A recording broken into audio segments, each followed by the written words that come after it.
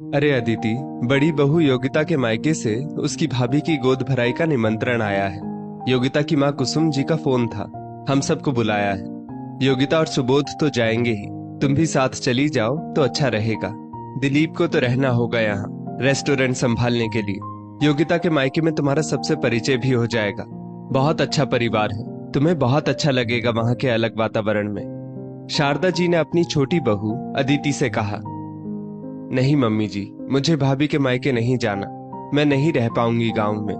मैं यहीं ठीक हूँ। आप हो आइए भाभी के मायके, अदिति ने कहा। बहू, तुमने अपने जीवन में कभी गांव नहीं देखा। एक बार मेरे कहने पर अपनी जेठानी के साथ उसके मायके हो आओ।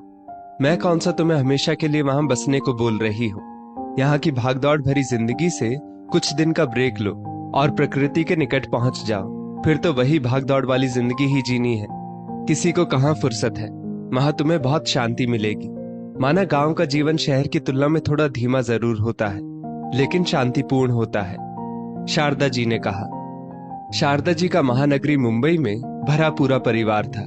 बड़ा बेटा सुबोध और उसकी पत्नी योगिता, छोटा बेटा दिलीप और उसकी पत्नी अदिति, बड़े बेटे के दो बच्चे, एक 5 साल की बेटी खुशी और 2 साल का बेटा युग। दोनों भाइयों का संयुक्त रूप से बड़ा सा रेस्टोरेंट था।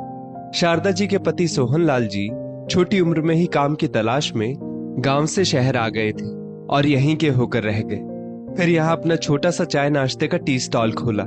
फिर कुछ समय बाद अपनी दिन रात की मेहनत से पाई पाई जमा करके छोटा सा भोजनालय खोला।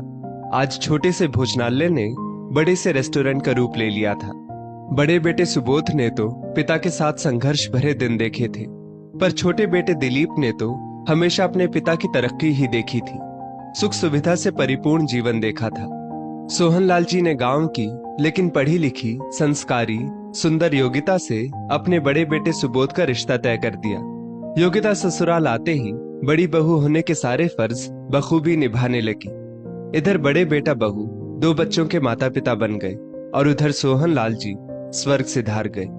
छोटा बेटा मौज मस्ती की जिंदगी जीते हुए अपनी पढ़ाई ही पूरी कर पाया था।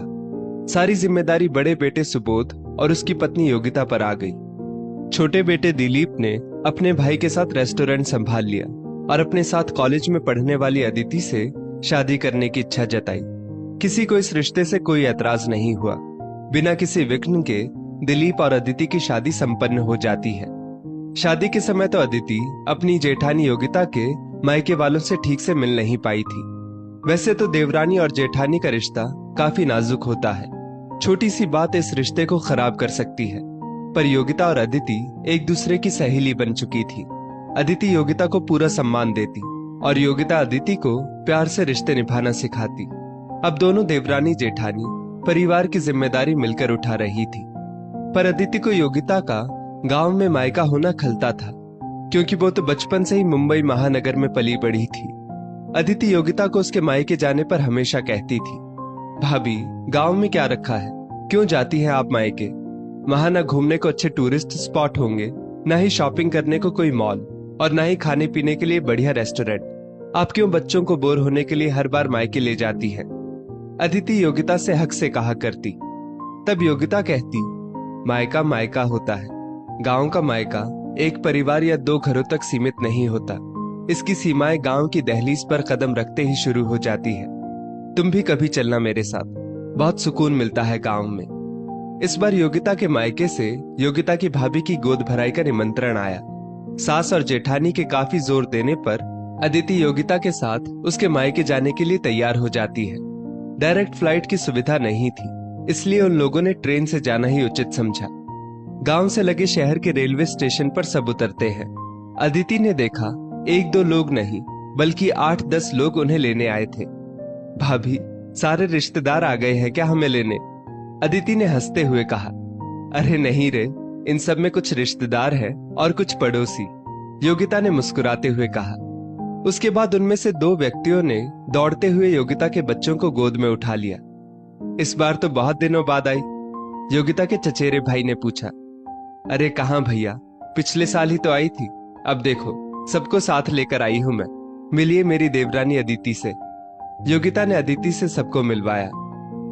अदिति को बहुत आश्चर्य हो रहा था कि भाई तो भाई, सब पड़ोसी रिश्तेदार भी योगिता से कितने स्नेहपूर्वक मिल रहे थे।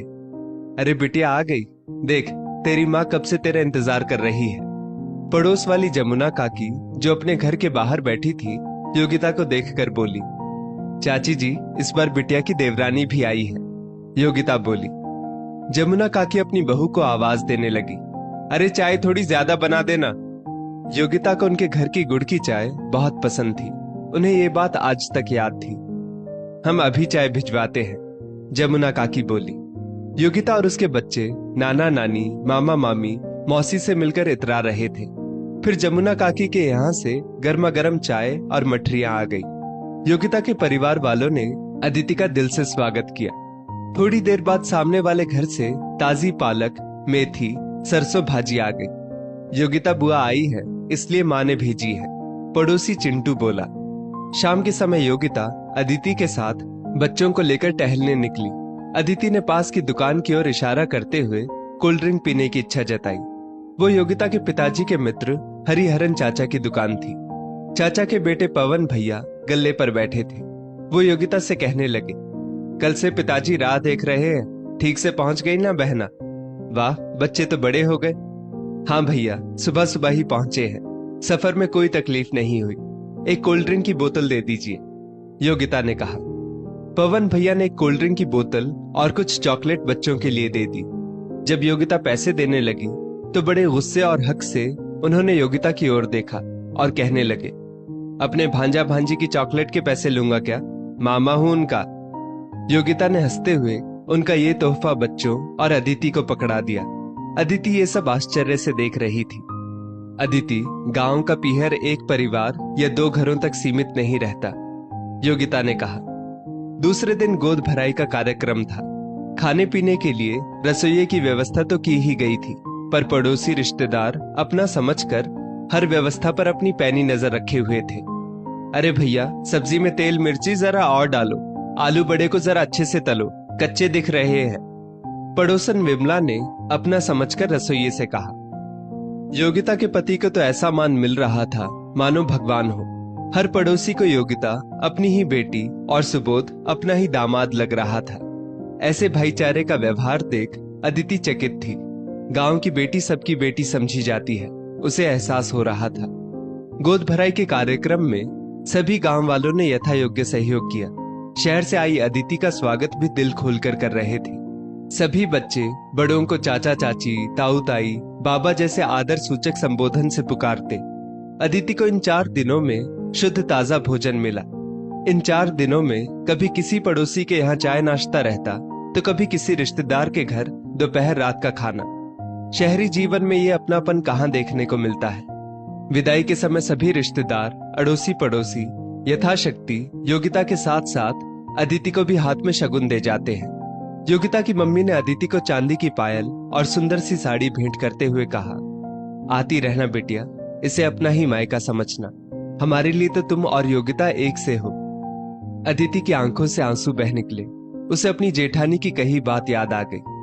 गांव का पीहर एक परिवार तक ही सीमित नहीं रहता। माफ करना भाभी, मैंने आपके मायके को कमतर समझा, पर सच तो यही है, जहां प्यार अपनापन मिले वहीं दिल लग जाता है, चाहे सुविधा हो या ना हो। अदिति ने संतुष्टि के साथ योगिता से कहा। दोस्तों, सादे और चमक दमक से दूर जीवन को कमतर नहीं समझना चाहिए। सबकी अपनी अलग अलग विशेषताएं होती हैं। इस स्टोरी को लेकर आपकी क्या राय है, नीचे कमेंट करके जरूर बताइएगा। और ऐसी ही और भी बेहतरीन वीडियोस के लिए हमारा पेज जरूर फॉलो करें।